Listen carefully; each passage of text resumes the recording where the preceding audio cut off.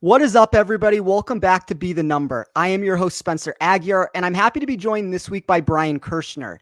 Brian is the host of the Tap In Birdie podcast, which can be found live every Tuesday at 8 o'clock Eastern time if you follow him on Twitter at Brian Kirschner _.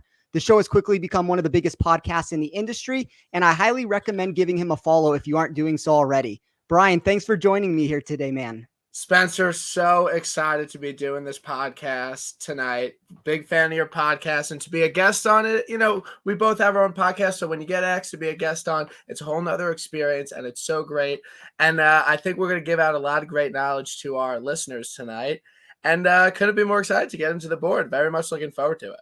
Yeah, I'm definitely looking forward to this also. When I put the post up asking for people to come on the show, I will tell you this, and I didn't tell you this before because I thought it would be more organic to say it on air. I had people write me personally saying that you are the number one person that they wanted to come on. And I got that quite a bit from people. So, and it's kind of going into that. I wanted to give you props on how you've been able to build a following. Most people inside of this industry have gone from point to point with the help of a company behind them. But from what I know about you, pretty much all of your successes come from being a one-man product. You can correct me if I'm wrong on any of that, but talk a little bit about how you got into DFS and the betting world as a whole, and then how you built your loyal following from there. Yeah, I really appreciate the kind words. That means a lot to me. Makes me feel good. This all happened so recently, and I think that I love betting on golf. I love golf. I love DFS. So I always had that passion for betting on golf. And then I was someone that I would say would be called like a follower. And I followed people that had their own podcasts and they made their own picks. And then I said, you know what? Why not? Why don't I start putting on my plays? So around last time at the Masters, I just started posting my card every week and I had some success. And I just love to interact with everybody in the industry. So I started posting my card. And then I found some success, in the outright markets and in the finishing position markets. And then I kind of gained a following because I was doing well. And then I had some good weeks. I gained a bunch of followers, but I feel like my thing is that I am very relatable. And I feel like since I kind of was a follower and then I started my podcast, started posting my plays, like I know what it's like to just like want to follow people and just not put out your own content. But then I realized I love putting out content and it's amazing. So, it's been great, close to 3,000 followers, looking forward to that. But, it's just about being consistent and posting your card and having a podcast in a place where people can come and listen to you and listen to different ideas. And that's why I like having a guest on my podcast, is because we get two minds together like we're doing tonight. And there's so much information to be gained for someone that's listening and wants to get more into betting on golf and DFS. So I'd say posting a card every week, having your own podcast, and, being very welcoming and open with the golf betting Twitter community would be how I found my success, I would say, a little bit. Yeah, I mean, the question of how to gain traction has been one I've received a lot over the past few months. And I think you answered that perfectly. Like, the golf industry is growing daily. And whether you want to become a contributor or just get better at building lineups, I think engaging on Twitter is a really good place to start. And as you said, I don't know many people more active than you are. But the wealth of information you can find from various accounts has really helped to grow the DFS game to being much sharper in general. There are pros and cons to that from a daily fantasy sports perspective because lineups are being built more accurately than they were years ago. But I think it goes both ways since the information is readily available and it isn't hard to find contrarian pivots if you are building a model of your own. And anybody who listens to this show knows that I have a database of my own that I decipher through weekly. But if you can, explain a little to the audience of what a week of handicapping looks like for you. That can be answered from either a DFS or betting point of view, but walk us through your process. I would say my process on a weekly basis, I obviously digest a lot of information that people put out. So your podcast, Andy's podcast, PGA Taps article. And so I like to get a gauge of obviously the event and things about the course. And then obviously do my own research into Fantasy National and, kind of look at find key stats for the week and then kind of look at that. But there's something about, Spencer, and I'm sure you know this so well, is that when you do this every single week, it gets a little bit easier because you're following these same golfers week in and week out. You're seeing their results, you're seeing how they played, and you can kind of get a feel on where they can be going. Like if you just go into a tournament and you're not following it every single week, it's a lot harder to judge and see and try and predict what's going to happen. But when you do this every single week of the year, you kind of get a feel of how things are going. So I'm one to like digest a lot of information, do my own research into key stats that I want. And then at the end of the day, it's my decision. And I like a few guys outright. I'm going to bet them. I always go with my initial gut after trying to digest as much information as possible. Yeah, I think having a process that you stick with is very important for everybody listening. And as you said, there's a lot of really good people out there that put out really great work. Whether that's listening to my show, your show, you mentioned PGA Tout and Andy Lack. Like PGA Tout writes he's like the first look article that you can find throughout the industry. Andy Lack's podcast, all the work that I had the privilege to work with him a little bit at Golf WRX and at Rotoballer. And he's a super smart guy with it. So I think having a process like that really helps. And as you said, just doing this week in and week out, you start getting a general idea of the players that are playing well. People that are coming and going are the ones that are kind of, I don't want to say dead money in the game, but they're the ones that are more of your square plays, I guess, like of the in that sense with it. But before we get into the tournament this week, I would be remiss if I didn't let you bring up your outright win last week on Hideki Matsuyama at the Zozo Championship. So Matsuyama graded third for me when it came to win equity while also being the third favorite. So it was far from a shock that he won, but I wasn't able to land on a ticket like you were. So first off, congratulations on the win. And second, what pushed you to backing Hideki? Thank you. I really appreciate it. I want to congratulate you on the absolute tear you have been on. I mean, unbelievable, so impressive. And I think I don't want it to be overlooked at all about the amount of outrights you have hit recently, because there is nothing harder than hitting an outright. It's the ultimate thing to do in this industry. So I just want to compliment you as well. The Hideki thing, I was very big on him at the Olympics. I was kind of like, he was my own of the outright. Hideki's going back to Japan. He obviously knows the course well. He obviously knows the country well. And I think the way that he handled himself at the Olympics and took in all this pressure, took in all this recent form, like took in playing a lot. He went there and he competed and he played well.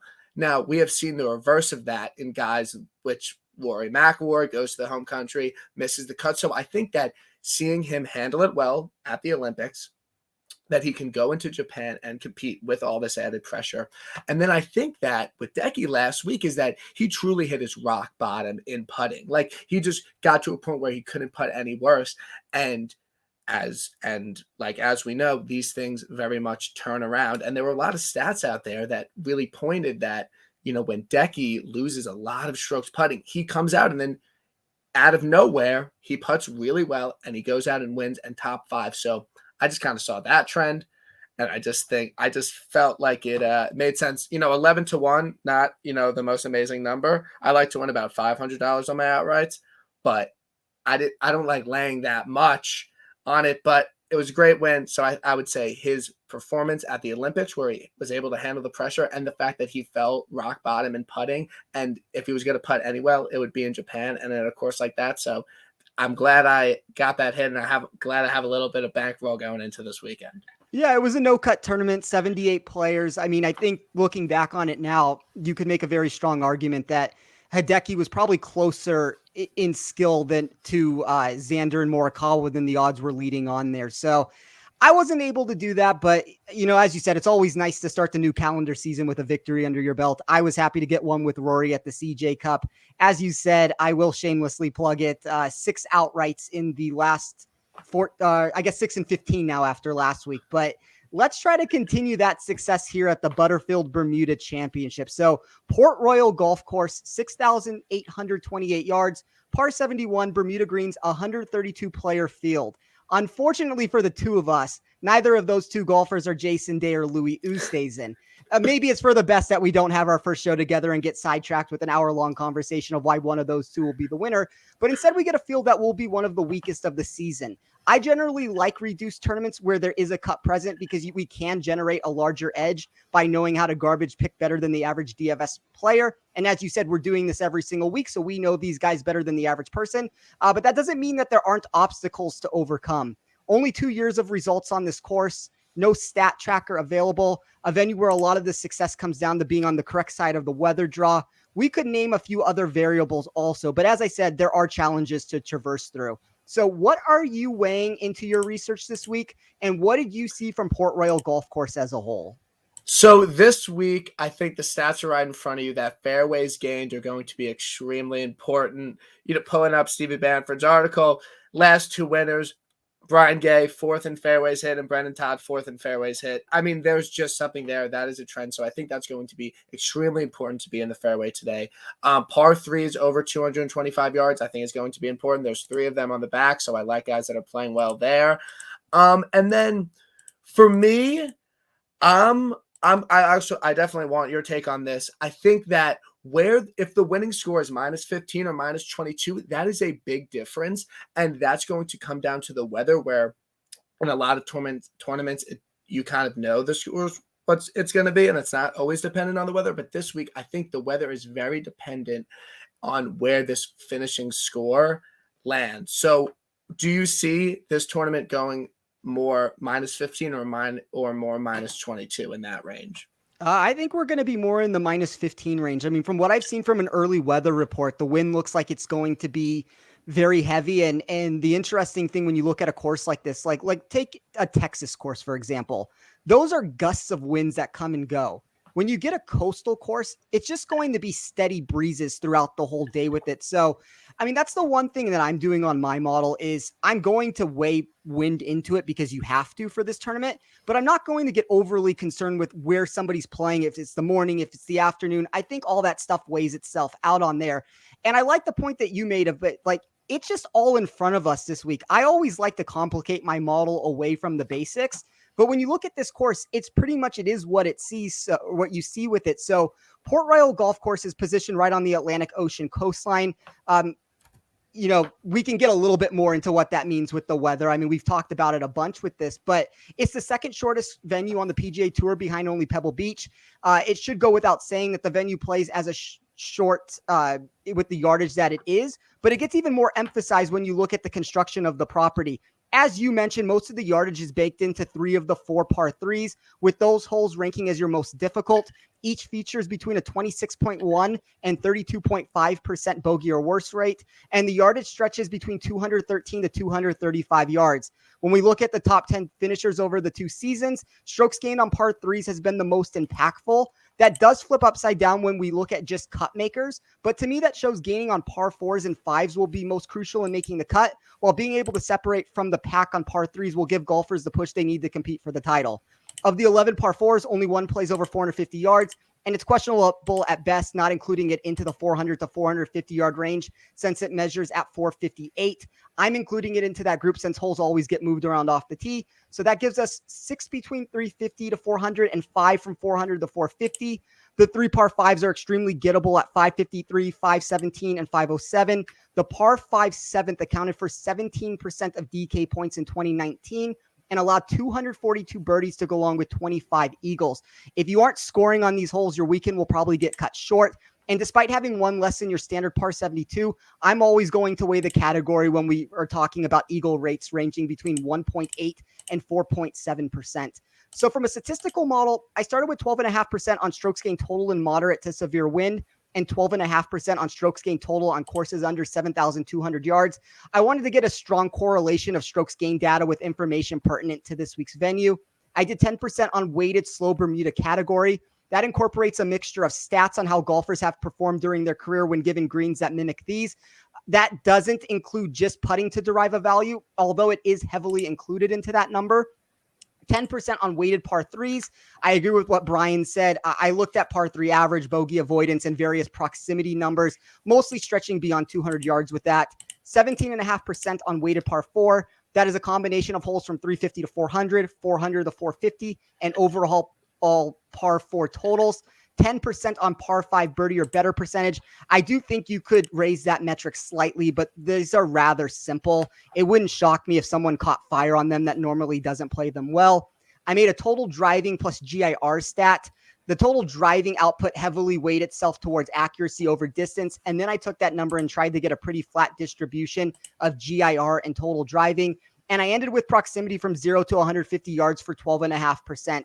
I don't love what it did to certain players from an overall rank sense, but most of the varying distances outside of that group are on the par 3s and 5s, which already has been looked into marginally in other areas. So to sum that up, I am looking for accurate drivers that will like the conditions they have in front of them this week. And the rest of the data is essentially just trying to mimic the venue by creating a model that embodies key distances and variables that we can see at first glance. I did it in a complicated way by rebuilding certain parameters to the equation, but the overall makeup of my model is pretty simplistic in trying to find the most common traits I can. So I don't know if you have anything else you would like to add to that, Brian, but if not, we can move into the opening group. No, I love it. I think the par 3s, the fairways gained, there's a lot of par 4s, 350 to 400, like you said. And I think, like we talked about, I mean, wind is going to be a factor. This is not going to be a pure birdie fest. And I think if a guy has experience at an event like the Honda gets a little windy, maybe some experience in Europe, some guys like that, I think that's going to be vital this week. And I think it will be very important. I agree with everything you said there. So we have 5 players this week priced above $10,000, led by Matthew Fitzpatrick at $11,000, Christian Bezadenhout $10,700, Mito Pereira $10,500, Patrick Reed $10,400, and Seamus Power $10,200. It is kind of wild to see some of these guys listed in this range, but it doesn't mean we don't have playable options. Did anything jump out from here with you? Yeah, I believe I'm going to be starting my DFS lineups, and my first outright will be Mito this week. I think, like we talked about, if the score is going to be more towards minus 15, minus 16, I think that very much favors him versus an event that's going to be a lot more lower scoring. So I think he can win in an event like that. He's first in bogey avoidance over the last 12 rounds, fourth in fairways gained, first and second in approach off the tee. And the fact that people like Mito because he's very long off the tee, but I think that at a shorter course, he's able to club down and be a little more accurate and be able to hit these fairways. So I'm starting my lineups with him this week. How about yourself? I'm happy you said Mito because I have to be honest, I am not on Mito this week. He is probably the one guy of the group that I'm not going to find myself on. So, I will just run through these from top to bottom, give a couple thoughts on each one of these guys. So Fitzpatrick ranks 7th overall in my model. I do believe he has playability because of how well he putts it on Bermuda. He ranks 4th in this field on slow Bermuda greens and is also inside the top 5 when it comes to short courses and windy conditions over the past 50 rounds. I don't love that his early projections are stretching out to over 20% as the top price golfer on the board, but I'm finding myself way lower on the $9,000 section than most. I do believe there is a decline when we get out of this range. So I do believe Fitzpatrick is in play, but Bezadenhout is priced exactly where he should be according to my model. I know that sounds weird to say, but he ranks inside the top 16 in 5 of the 8 categories I ran, which includes not finishing outside of 59th anywhere. He's been a little worse on slow Bermuda if we're looking at just his putting splits, but it's a marginal drop-off for someone that plays his best golf in windy conditions. As I mentioned with Pereira, he is probably the one guy that I'm not going to find myself on. And I want to make it clear, we're still speaking of a 10th place rank for safety in my model. So it's not as if he can't have success, but I do have some hesitation with him on a course where putting does seem to matter. His upside rank is negative for me, which makes him the only choice above 10,000 to fall under that classification. And I will say, I am running my model for a longer term than most people. Now, Mito is so new on tour that it is taking a lot of his stats into play to begin with on it. But I was a little bit surprised that Mito didn't grade a little bit higher in this tournament because he had the last couple of weeks, and 10th for safety is fine, but it's not exactly what you'd be looking at for the 3rd most expensive golfer. Reed is looking like the contrarian pivot of the group. My early projections have him just above 10%. The current form has not been good since returning from his battle with pneumonia that placed him in the hospital. We've seen that tee to green number where he's averaged negative 6.76 strokes over his last 3 starts. He would be GPP only for that reason, but I wouldn't put it past him getting himself into the contention. The field is weak. He's the only American inside the top 100 playing the tournament. And I am willing to take a shot on his upside if it means I'm getting him as the odd man out. And as somebody who always likes Seamus, I like Seamus again this week. I think he's fairly priced. I think he's going to be accurately owned between 15 to 20%. I've been saying it even before he went on this run a few months ago that I think he's a borderline elite golfer from a statistical perspective. And this is the perfect course for him to continue that hot run. So other than me, though, I will probably find myself invested in the other four, at least to some extent on DraftKings. The whole group seems to be fairly priced, and there's better win equity on the whole group than meets the eye on it. I don't mind a stars and scrubs approach. You can get contrarian right off the bat if you play Reed. I don't think the ownership is wild enough on any of the other guys to where their point of them being unplayable. But that's my take on it. Let's move into the $9,000 section, and I'll let you begin first again. As I said, I don't have a ton that is jumping off the page, but there are a few choices I will get to in a second. What did you like? Yeah, no, I think this range is a very interesting because I think that in an event like this where lesser known golfers, the guys at the top are going to be higher owned because they feel safer to like a casual fan. So I think that if you may want to start your lineup a little bit more down the board and more in the 9K and go a little more balanced, I think that could give some advantage. So I like that. 9K, my 9K guy, I think he's probably going to be chalky. I think a lot of people are betting him, but I really like Adam Hadwin. I bet him outright. I'm going to be playing him in my lineups. I just think that he has a little bit higher caliber of golfer than the guys he's surrounded with. And I think what this fall swing has shown us a little bit is that having experience and playing events before and being in contention, he played really well 2 weeks ago. I think that he has the potential to maybe possibly win and maybe have a top 20 finish. 10th at the Wyndham recently. I like that. Maybe a little bit shorter, more plowed course. And he plays well at the Honda, like we talked about, windy conditions. So I think Adam Hadwin is my favorite play in the 9K. What are your thoughts on the 9K and who are you going to be rostering in this range? So there's two golfers for me that I'll find myself using this weekend, and I think both will be surprising for anybody listening. So I like Mateus Schwab at 9,700 and Chad Ramey at 9,500. So starting with Schwab, there's no argument that he's overpriced, but I don't think he's any more so than whatever name you want to mention in this range. A proper price tag would likely have been in the mid to low 8,000s, but we're talking about a golfer that's projected to be less than 2% owned while still ranking inside the top 30 of my upside plays. The mindset behind him is purely large field GPPs. I don't think it makes sense to play him in single entries, 3 maxes, things of that nature. But if you're playing really large fields, I think you could do a lot worse than a guy that's, has upside to him inside the top 30 of my model. I don't mind throwing him into lineups because of the leverage he creates there. And then Ramey just checks a ton of boxes. He ranks second in his young career when it comes to strokes gain approach and is an excellent driver of the ball that can score with the best of them on par fives. If you want to get super contrarian, as you just said, which I really like that, I don't think it's out of the realm of possibilities to start lineups in the $9,000 range. That, once again, is an MME type roster over what you would do in a single entry or anything like that. But I like that take with that because you are correct. Like, we are seeing the ownership trickle up to the top, and it's for the reason that they are the household names with it. Now, unfortunately, a lot of the $9,000 guys, to me, I do think there's a drop off, and I kind of like the $8,000 golfers, at least a few of them, a little bit better than the guys in the nines. But I do like with what you're saying with starting in the $9,000 range. You immediately would be contrarian by doing that. Yeah. Yeah, no, I think it's just something to think about. And again, like we talked about with this field, I think I'm going to be actually more heavily invested in DFS this week because there's going to be less players.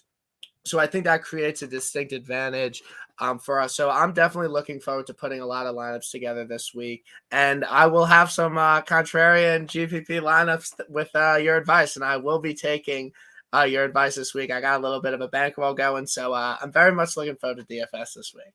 That's the thing with the GPPs. Like, depending on what you're playing, you don't need to get that contrarian in certain builds. Like, one guy here and there all of a sudden just uniquely makes a lineup. Like, you add Mateus Schwab to a lineup with Mito Pereira or whatever, and all of a sudden it's such a unique build from what anybody else is doing. So obviously, if you're playing single entry or 3 maxes, it doesn't need to be as wild with what you're doing as a build. If you're playing those large field MME type tournaments, you kind of have to get a little bit more wild with the build and go out of the box more so in that. But as we move into the 8,000s, I believe this is going to be a very hit and miss group. I will start us off this time with some rapid fire breakdown. So Sahith the Gala, 8,800 looks like a nice bargain across the board after burning the industry at the Shriners. I love his ability to scramble and avoid bogeys.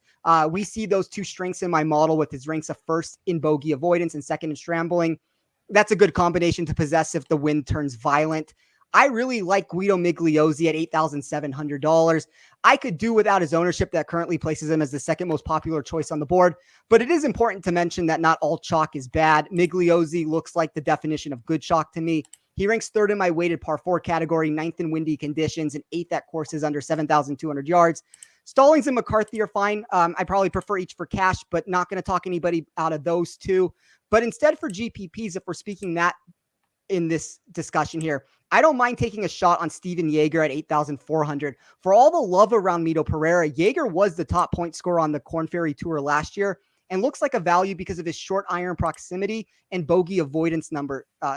Some of my math is lower on him because of the 3 tournaments I have in my system this year, but this is the perfect venue for him to provide a big result. And I'm not going to try and talk anyone off of Ryan Armour. Back-to-back 8th place showings at Port Royal Golf Course during the 2 years the event has been held at the venue.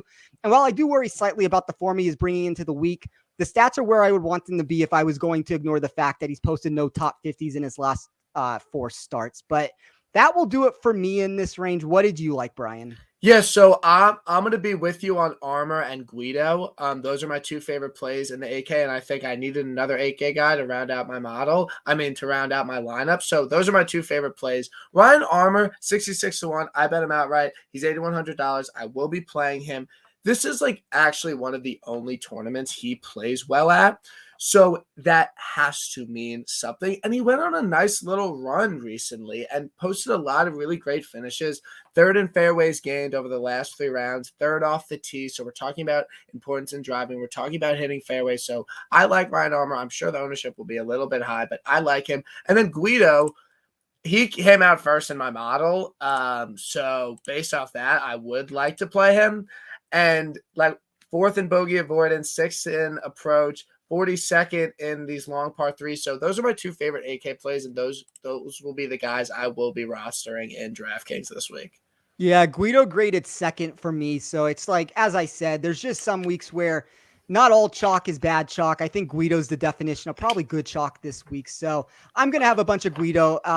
As we keep saying, there's ways to differentiate a build that you can do in different ways with it. But venturing into the 7,000s, we have 32 players inside of this zone. I had a hard time locating too many substantial values in my model up to this point of anyone we've talked about so far.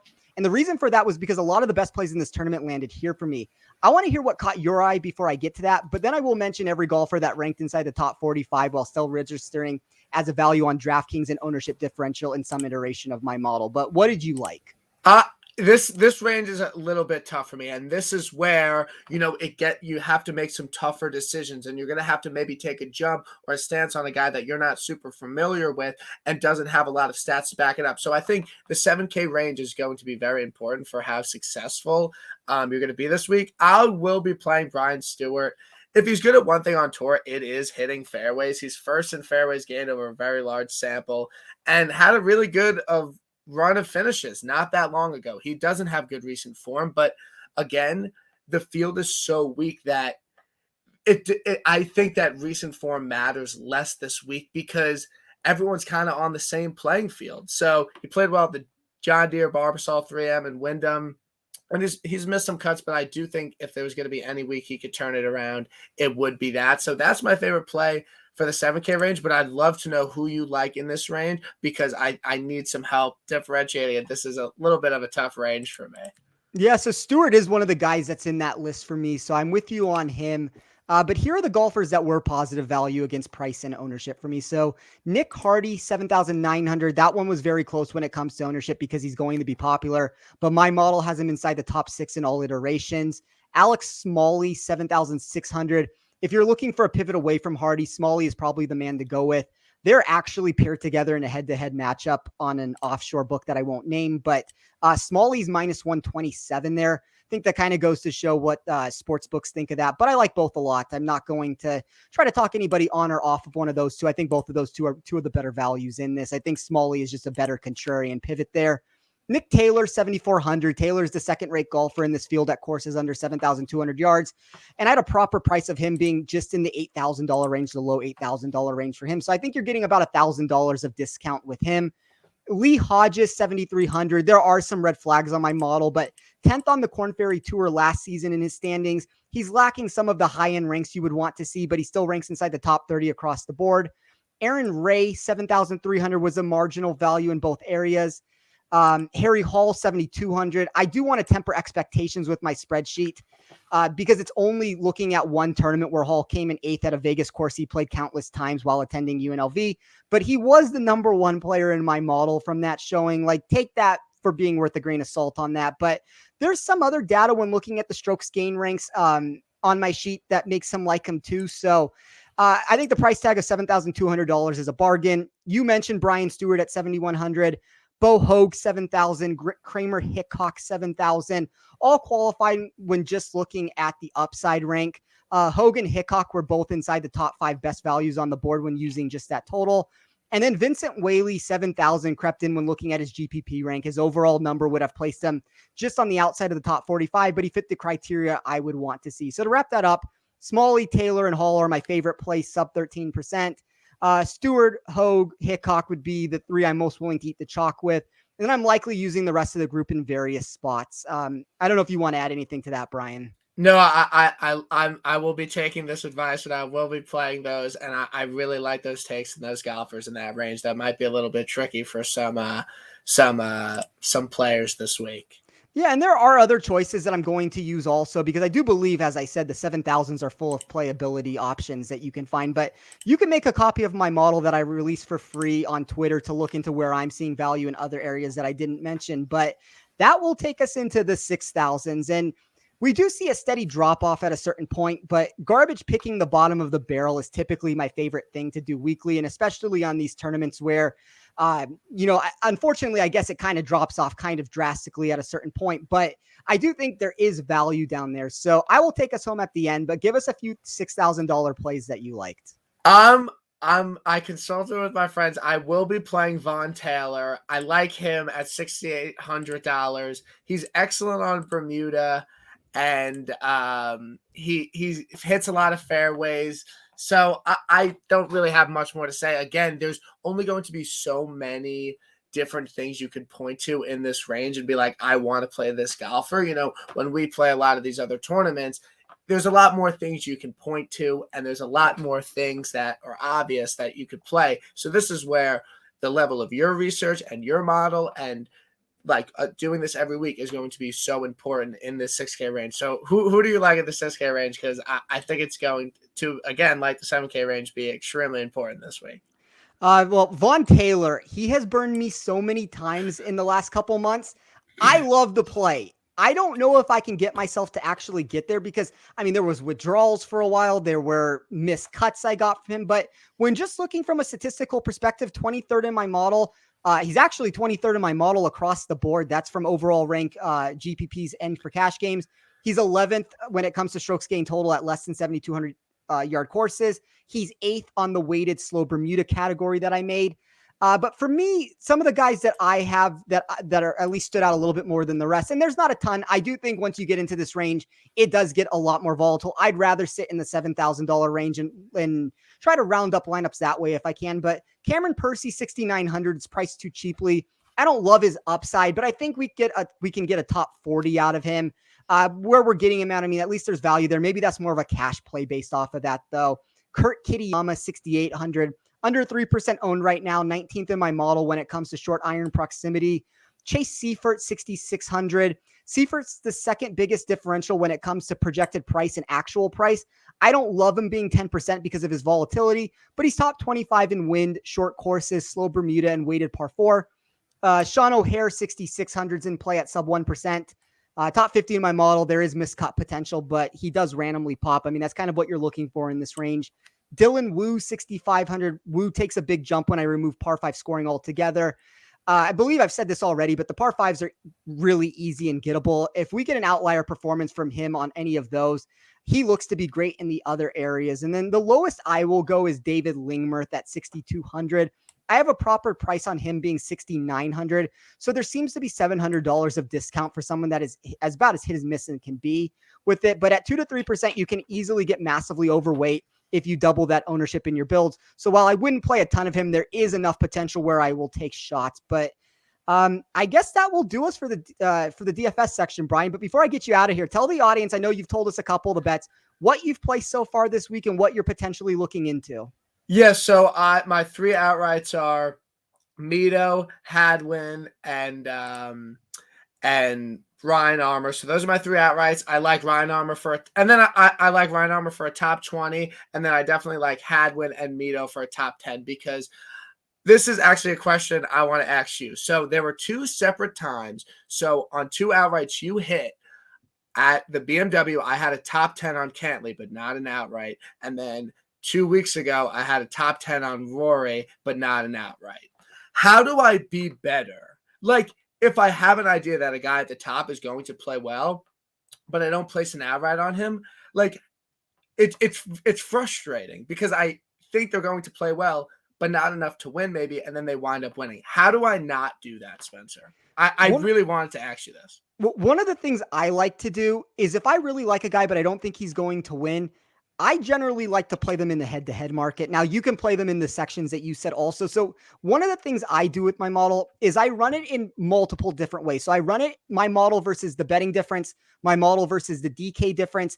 It gives you an aggregate total of those two. And then I run ownership versus my model ranks. So I'm trying to find guys, and this is just a personal preference for me on this. I've noticed that when I am higher on them than public consensus, like, and we're talking like 13, 14 tournaments in a row, where my number, when I'm higher than public consensus on the guy has won the tournament. Now, there's a lot of guys I'm higher than public consensus on. So you kind of have to get lucky and narrow it down. But like even Hideki last week, I had him 1 spot higher than public consensus. Unfortunately, I didn't come up with a ticket because it is a volatile market with it. But when I looked at Rory, he was a positive value in the outright market. He was a positive value for me when it came to his ownership rank with it. So that's my way of doing it. I mean, I know everybody goes with different routes, but I kind of just use my model and try to use it in that sense. No, and this is what I want to talk about. And I was like tweeting about it and I was joking about it. Like Sanjay Im winning 2 weeks ago, like actually like genuinely like changed my perception of like what it actually takes to hit an outright, and how public perception and golfers being overlooked winning, it happens so often. It happens all of the time. And it's never the obvious play. It's a guy that's being overlooked and undervalued. And I think that the proof is in the pudding, where if ownership's a little bit down and he's a nice pivot, like the fact that nobody touted Sanjay, like so little people were on him and he goes out and wins, that just like proved to me that it's going to have to be a little bit of an uncomfortable play, and it's not going to be so public to hit a lot of outrights, because I truly feel like the undervalued, overlooked guy tends to win a lot. And it's been full on display this swing season, in my opinion. Well, I hate to admit this, Sungjae Im was the number 1 person in my model that week. I didn't put an outright on him. That's not one of the wins I got from that whole group. So, I mean, obviously, like I mentioned Hideki, I mentioned Sungjae on this. Like, you still have to pick the right people, and there's going to be weeks where it's like your model was correct. Like, he was number 1 in my model, and that's more of me betting Sungjae every single week. And I finally reached a point of like, I just could not do it anymore. And that's more of just jumping off the ship a little bit too early with it. But I agree with you. I think when you look at it, like the favorites, golf betting is so much sharper than it used to be. I will say that. But the most popular plays are usually not the ones that are coming in. So I think when you build a model and you're looking at where your rank is versus like the consensus, and that's the one thing I really like that's in my model with it for anybody who uses it. Like when you put it in and you have your overall rank, and if you make a copy of it, it gives you the overall rank, and then it compares it to the ownership rank. So now that's a DraftKings price. I know it's a little bit different, but a lot of these things kind of go across the board with it. So you can kind of just see where you're higher or lower than the industry. And when you get these like massive disparities, like Rory was one of the biggest disparities I had for the week. Tony Finau, when I had him when he won, he was one of the biggest disparities. Patrick Cantley was one of the biggest disparities. These are guys that are like, they're positive values on DK. they're positive values in the betting market, and then they're a positive value when looking at the ownership rank. So when those three things come together, and especially that ownership rank one at the end, that's what I'm looking for when trying to pick outrights. And you're going to have weeks where you pick the wrong one. You don't take Sungjae, you don't take Hideki. But I think if you do it enough, you will be pleasantly surprised with how much more frequently you will hit an outright with it. No, I couldn't agree more. I think those three outrights that we talked about, like, they were just a little bit overlooked, and like the fact that they won just proves that. And it's not like the most tipped golfer that week was bad. I think it's actually a little bit interesting because Bryson was probably the most tipped golfer. He came in second. Morikawa was very tipped. He came in second. It's not like they're like bad plays. It's not like they don't make sense, but it's really hard to win a golf tournament. And for whatever reason, the most obvious guy doesn't always win. So I think what you do and trying to find disparities between the betting market and the public consensus is so important, and something that I'm definitely trying to do more. And I preach to all my followers, and I've really realized recently. Yeah, I mean, I think that's just a really good point. And it doesn't mean like we'll use Bryson, for example. I did not like Morikawa, and that was just more of a reason because I think I'm the only person that didn't like Morikawa. And obviously, like, you were proven to be more correct on Morikawa than I was. Like, from a DraftKings perspective, you would always take a second place finish and be happy with it. From a DraftKings perspective on Morikawa, I decided to go a different route because I thought a lot of that course narrative was being baked into the price, and it meant something. And I was, wrong on that. But a lot of times when you look at these guys, you're trying to find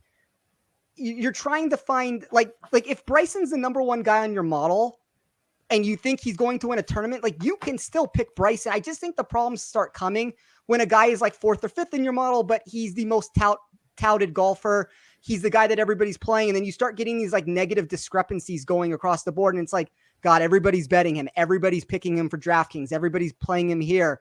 And my model doesn't even think he's a value with where he's at. And then that's like where I get the most worried with guys. So that's where I jump off. And like, that's kind of where I'm at with Mito this week. And maybe Mito wins. I mean, maybe I'm wrong on that. Like, I mean, as you said, Morikawa almost won that tournament. So there's going to be spots, and Mito's a very good player and he'll win at some point. But I'm generally trying to find the opposite of that. And when it burns me on a DraftKings week, it's going to be a bad week. And if it's correct and it ends up going well, then you obviously can have a bigger payday if you're kind of on that contrarian outside the box narrative with it. Yeah, no, I think your way has definitely proven to work over the past few months. So I love it, and I'm going to be definitely valuing your opinions very highly. And I think there's a lot of money to be made this week. So I'm looking forward to posting my card. I'm looking forward to posting some of the DraftKings lineups that I'll be making. And I'm very excited for Bermuda, and I'm very thankful that you had me on. It was an excellent podcast, and I really appreciate and I can't wait for you to come on to my podcast so we could give even more information out. So I'm really glad we did this tonight. Yeah, that's a little bit of a teaser. I will be going on Brian's podcast in a couple weeks, so keep a lookout for that. But I want to thank you again, Brian, for coming on this show. And please let everyone know one more time where they can find you.